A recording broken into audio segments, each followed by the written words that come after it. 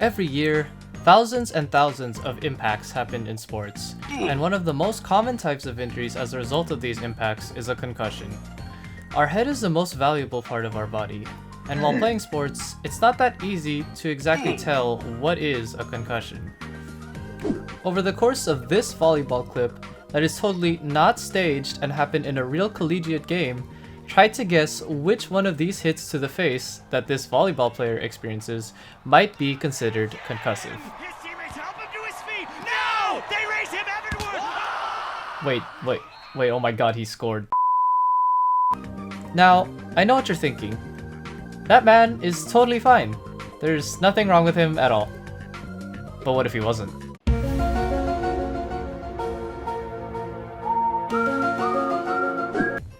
Hits that occur like what you just saw happen all the time in sports, and as previously mentioned, it can be hard to monitor the status of each player on the playfield, which was the inspiration behind Team 3's final project for BME 405. Team 3 would like to present HeadFirst, a tool used for aid in monitoring impacts in helmetless sports. Going into some statistics about concussions by the numbers, between 43% and 91% of collegiate athletes underestimate the risk of injury, and between 42 to 63% of those underestimate the risk of a concussion overall. About 80 to 90% of concussions resolve in about a week to 10 days, but however, recovery time for children and adolescents is typically much longer as their brains are still in development. I could read the rest, but I think you get the message that concussions are widely prevalent in today's world, and they can be really dangerous if not monitored and dealt with correctly, which is where our HeadFirst headband comes in to help. HeadFirst is a wireless headband meant to help the targeted audience of non-helmeted athletes.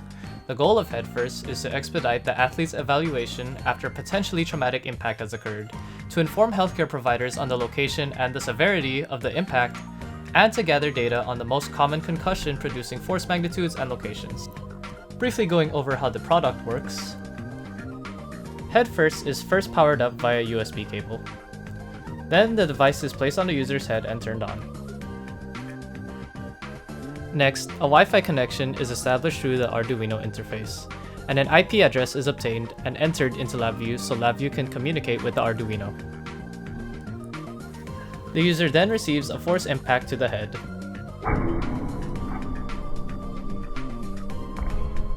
And a readout is then received on the LabVIEW program. This data is then archived onto a text file, which can then be opened up in Excel for future reference. So how is HeadFirst assembled? Well, HeadFirst is made up of 2 layers of fabric surrounding our breadboard with microcontroller, accelerometer sensor, and 8 force-sensitive resistor squares. This is something we are particularly proud of, since the squares are laid out in such a way that they wrap around the whole head, and 2 sensors represent a certain quadrant of the head, making for 4 regions in total. Depending on which region receives large forces, for example, let's say these 2, is what tells the user where the impact came from. Easy, right? The second aspect we are also proud of is implementing our small and sturdy accelerometer, which can measure impacts of up to 200 Gs of force without breaking. And yes, we tested it with rather violent methods.